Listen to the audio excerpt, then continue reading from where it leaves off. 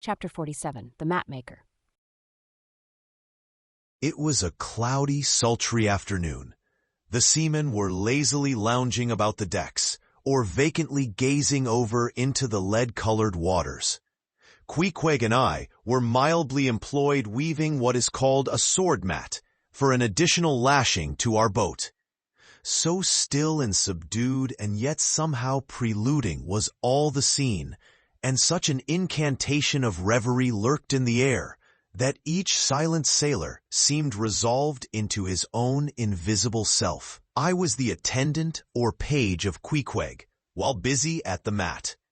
As I kept passing and repassing the filling or woof of marline between the long yarns of the warp, using my own hand for the shuttle, and as Queequeg, standing sideways, ever and anon slid his heavy oaken sword between the threads, and idly looking off upon the water, carelessly and unthinkingly drove home every yarn. I say so strange a dreaminess did there then reign all over the ship and all over the sea, only broken by the intermitting dull sound of the sword, that it seemed as if this were the loom of time, and I myself were a shuttle, mechanically weaving and weaving away at the fates. There lay the fixed threads of the warp, subject to but one single, ever-returning, unchanging vibration, and that vibration merely enough to admit of the crosswise interblending of other threads with its own. This warp seemed necessity, and here, thought I, with my own hand, I ply my own shuttle and weave my own destiny into these unalterable threads. Meantime, Queequeg's impulsive, indifferent sword, sometimes hitting the woof slantingly, or crookedly, or strongly, or weakly, as the case might be, and by this difference in the concluding blow, producing a corresponding contrast in the final aspect of the completed fabric. This savage's sword, thought I, which thus finally shapes and fashions both warp and woof. This easy, indifferent sword must be chance. Aye, chance, free will, and necessity, no wise incompatible, all interweavingly working together. The straight warp of necessity, not to be swerved from its ultimate course, its every alternating vibration, indeed, only tending to that. Free will still free to ply her shuttle between given threads. And chance, though restrained in its play within the right lines of necessity, and sideways in its motions directed by free will. Though thus prescribed to by both, chance by turns rules either, and has the last featuring blow at events. Thus we were weaving and weaving away, when I started at a sound so strange, long drawn, and musically wild and unearthly, that the ball of free will dropped from my hand, and I stood gazing up at the clouds whence that voice dropped like a wing. High aloft in the cross trees was that mad gay header, Tastego.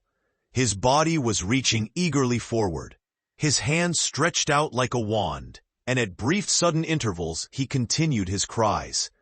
To be sure, the same sound was that very moment perhaps being heard all over the seas, from hundreds of whalemen's lookouts, perched as high in the air. But from few of those lungs could that accustomed old cry have derived such a marvelous cadence as from Tastego the Indians. As he stood hovering over you, half suspended in air, so wildly and eagerly peering towards the horizon, you would have thought him some prophet or seer beholding the shadows of fate, and by those wild cries announcing their coming. There she blows, there, she blows. Where away? On the lee beam, about 2 miles off, a school of them. Instantly all was commotion. The sperm whale blows as a clock ticks, with the same undeviating and reliable uniformity. And thereby, whalemen distinguish this fish from other tribes of his genus. There go flukes, was now the cry from Tastego, and the whales disappeared. Quick, steward, cried Ahab. Time! Doughboy hurried below, glanced at the watch, and reported the exact minute to Ahab. The ship was now kept away from the wind, and she went gently rolling before it.